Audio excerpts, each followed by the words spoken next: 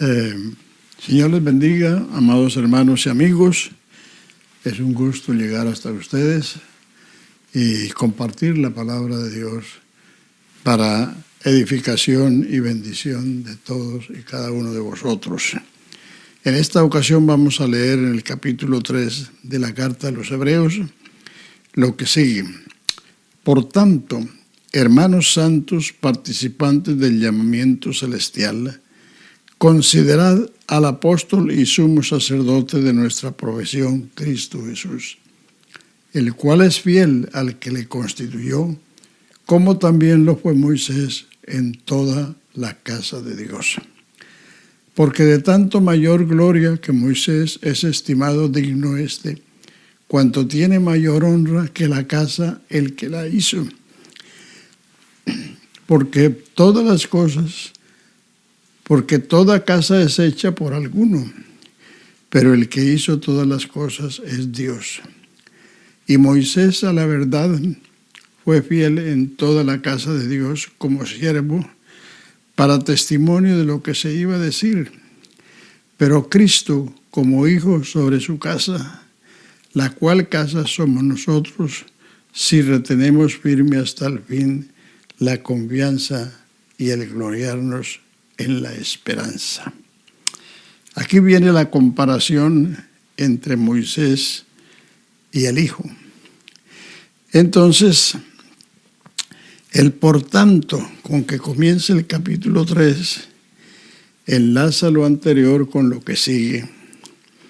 Y el llamamiento es a los hermanos santos, porque como vimos en el capítulo 2, el que santifica y los que son santificados, de uno son todos.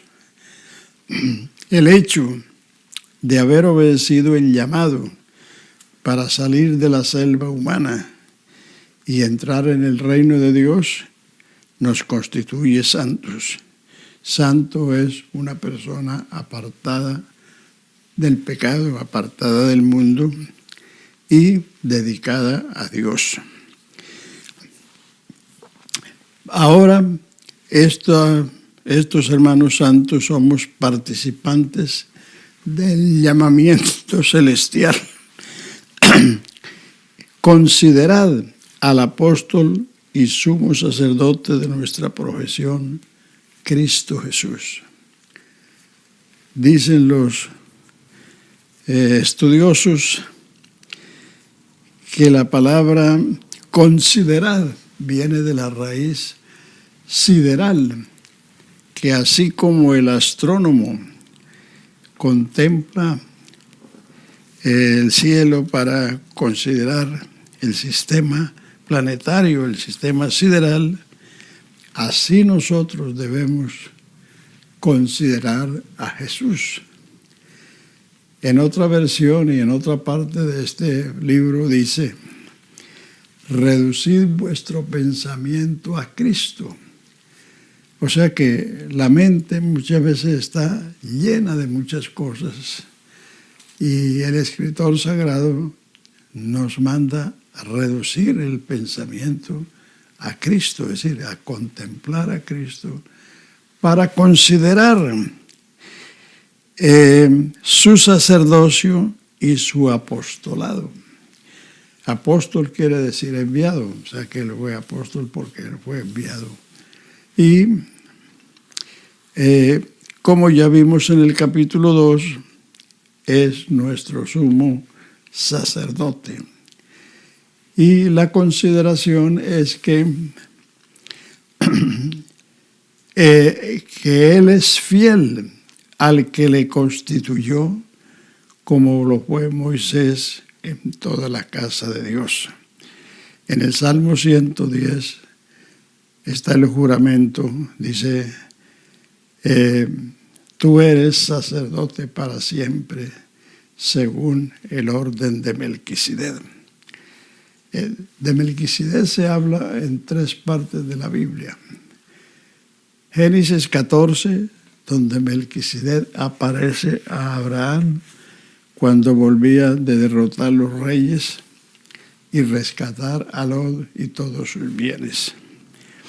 La segunda vez aparece en el Salmo 110, donde está el juramento que Él es sacerdote para siempre, según el orden de Melquisedec.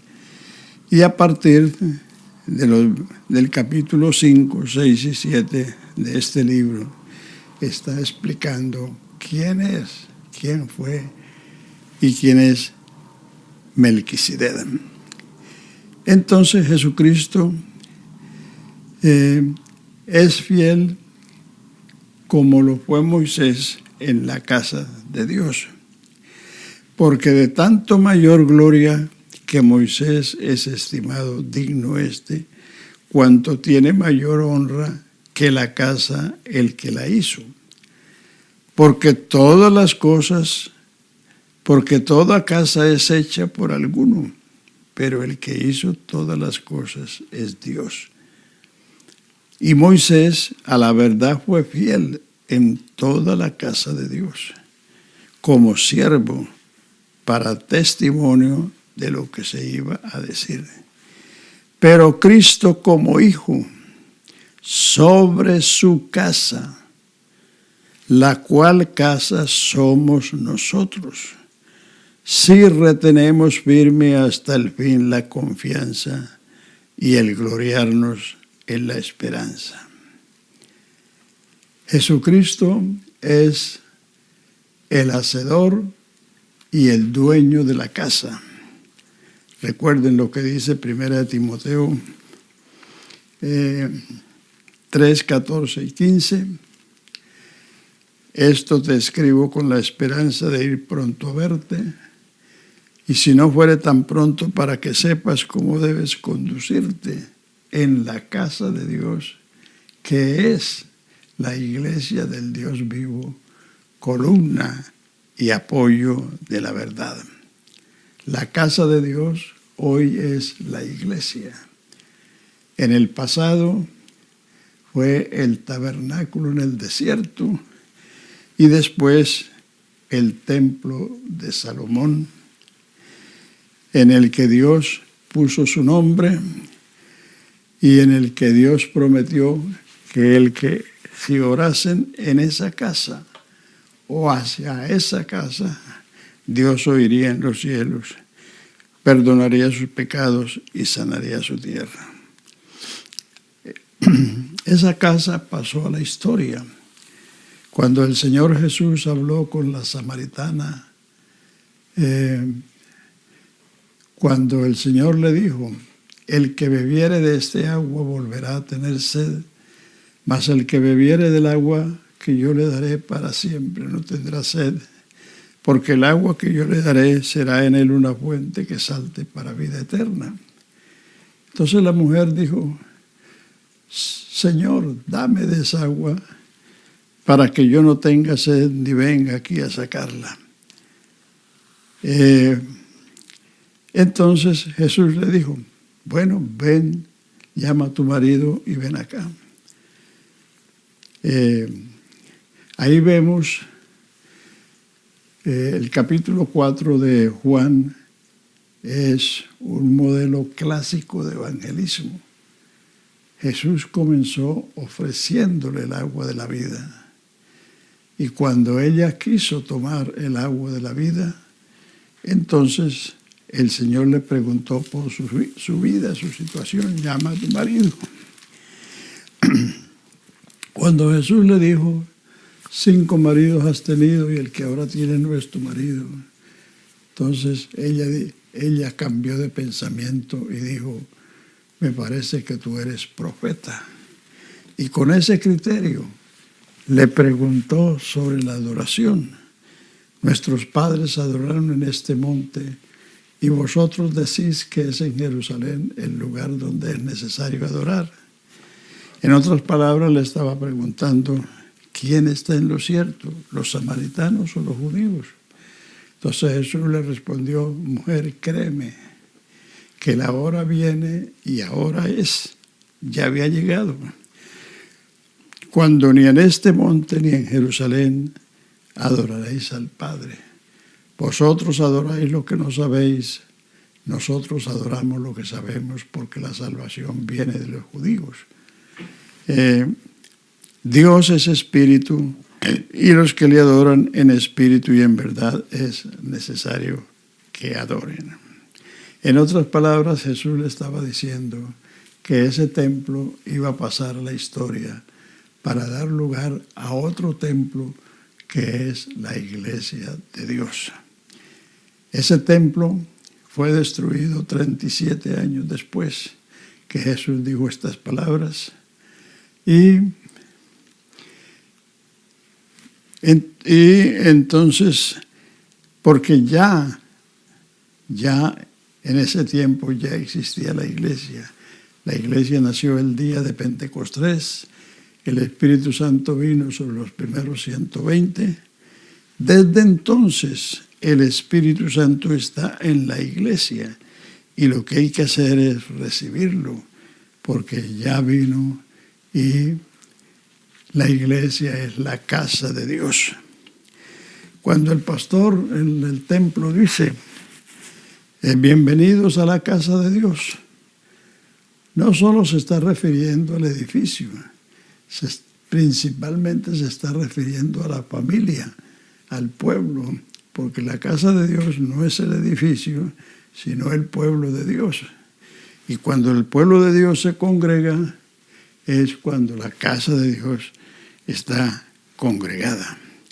Así que, hermanos, entonces Moisés fue fiel en la casa de Dios para dar testimonio de lo que se iba a decir, lo que iba a suceder. Pero Cristo, como hijo sobre su casa, Él es el dueño de la casa, la cual somos nosotros, si retenemos firmes hasta el fin y el gloriarnos en la esperanza. Gracias a Dios por esta comparación. Para los israelitas, Moisés es lo máximo. Ellos le dijeron a Jesús, nosotros sabemos que a Moisés le habló Dios, pero nosotros no sabemos de dónde seas tú. Y ellos alegaron ser discípulos de Moisés, pero Moisés fue un siervo fiel en la casa, donde hay muchos siervos.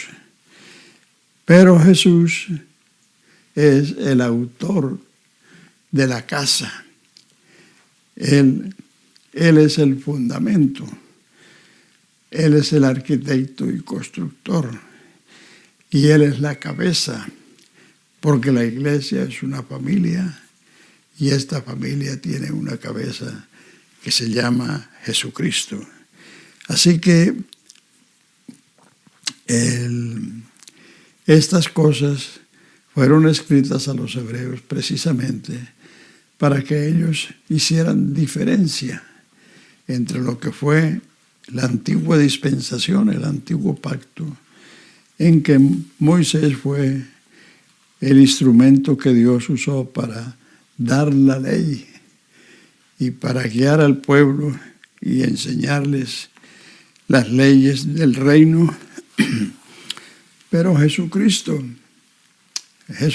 vino precisamente como dueño de la casa para establecer una nueva casa, que es la iglesia del Dios vivo, columna y apoyo de la verdad.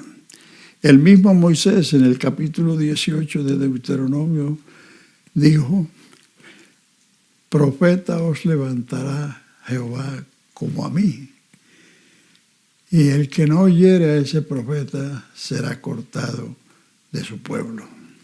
Ese profeta era Jesucristo, o es Jesucristo. Entonces, aquí están las comparaciones. Les recomiendo leer lo que sigue a partir del capítulo 7 y el capítulo 4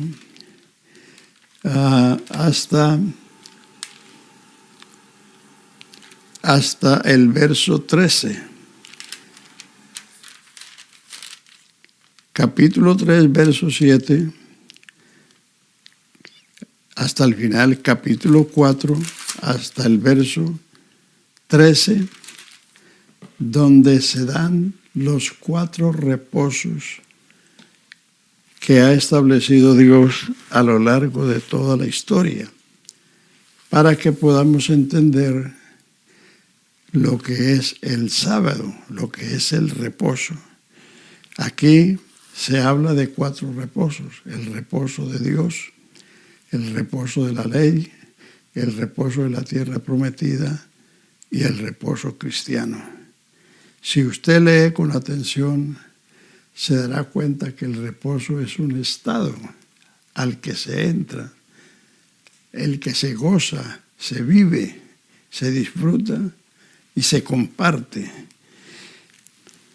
En el primer reposo, que es el que está en Génesis capítulo 1, el que reposó fue Dios. Vio Jehová que todo era en gran manera buena, y reposó Dios el 7º día.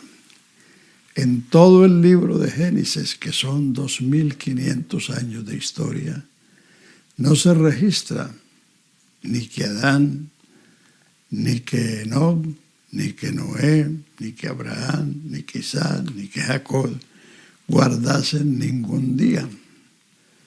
O sea que el que reposó fue Dios, pero no es que Dios se sentó o se acostó, porque Dios no se fatiga ni se cansa, sino que Dios se satisfizo de que su obra era en gran manera buena, se alegró. Así como tú, cuando planeas algo en tu vida, un viaje, un trabajo, un negocio, y todo te sale bien, tienes una satisfacción, tienes una alegría de que todo salió exactamente como había sido planeado. Vio Dios que todo era en gran manera bueno y reposó Dios de su obra. Dios se satisfizo, Dios se alegró, Dios reposó de su creación, finalizó su creación. Y luego viene el reposo de la ley, que fue dado en los 10 mandamientos según el capítulo 20 del libro de Éxodo. Y más tarde está el reposo de la tierra prometida. Y finalmente está el reposo cristiano, que se lo voy a mencionar aquí para que ustedes lean esto, y en la próxima semana miraremos esto. Dice, versículo 9 del capítulo 4, por tanto queda un reposo para el pueblo de Dios, porque el que ha entrado en su reposo también ha reposado de sus obras, como Dios de las suyas. Procuremos pues entrar en aquel reposo, para que ninguno caiga en semejante ejemplo de desobediencia. Entonces, los que hemos creído, hemos entrado en el reposo. Y queda un reposo para el pueblo de Dios. Y el reposo cristiano es semejante al de Dios. Así como Dios reposó porque su obra era en gran manera buena, el cristiano reposa en el hecho de que Jesucristo, el varón perfecto, el sacerdote perfecto, que no tenía necesidad de ofrecer sacrificios por sí mismo, sino que una vez en la consumación de los siglos se ofreció a sí mismo para quitar del medio el pecado.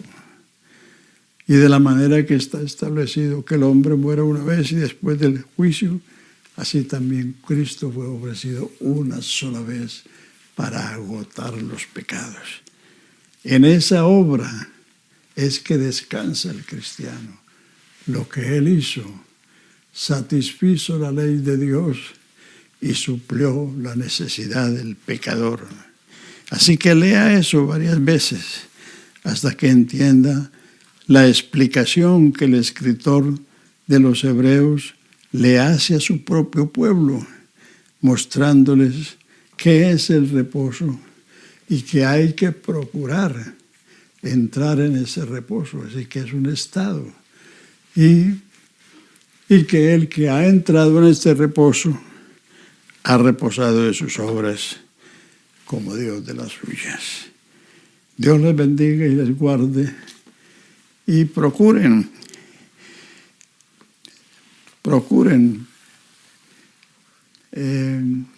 leer varias veces, meditar para darse cuenta, porque hoy tenemos muchos predicadores que están predicando más el sábado que a Jesucristo. Y el Evangelio es Jesucristo, el Evangelio no es un día. Los discípulos no eran hombres ni de sábado ni de domingo. Los discípulos, dicen, no cesaban de predicar en los lugares públicos, no cesaban de predicar cada día en los lugares públicos y por las casas. Hechos 5:42. O sea que ellos no eran hombres ni de sábado ni de domingo, sino hombres de todos los días, porque la vida cristiana hay que vivirla todos los días. Esta es una vida que se vive diariamente, es una carrera que se corre diariamente, es una batalla que se libra diariamente. Dios les bendiga, hermanos, y nos veremos en la próxima semana. Que el Señor les guarde y les guíe. Amén.